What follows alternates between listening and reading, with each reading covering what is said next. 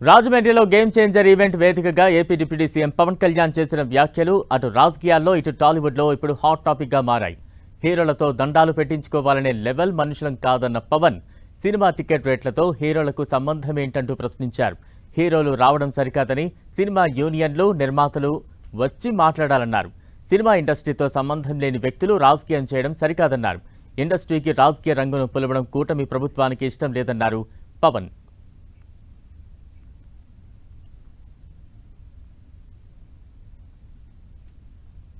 ఎంత పెద్ద స్టార్ అయినా పొలిటీషియన్ అయినా ఎక్కడి నుంచి వచ్చారనే మూలాలు ఎప్పటికీ మరిచిపోనని అన్నారు పవన్. తెలుగు ఇండస్ట్రీకి మూలం ఎన్టీఆర్ అని గుర్తు చేశారు. ఎన్టీఆర్, ఏఎన్ఆర్, కృష్ణ కలిసి పరిశ్రమ కోసం పనిచేశారన్నారు. ఇక తీసేవాళ్లే సినీ పరిశ్రమ గురించి మాట్లాడాలని కానీ సినిమాలు తీయని వారికి ఆ హక్కు లేదని హాట్ కామెంట్ చేశారు పవన్. సినిమా టికెట్ల కోసం హీరోలకి పనేంటి?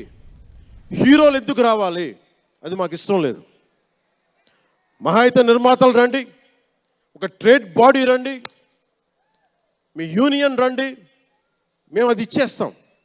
అంతేగాని హీరోలు వచ్చి మాకు నమస్కారాలు పెట్టాలి,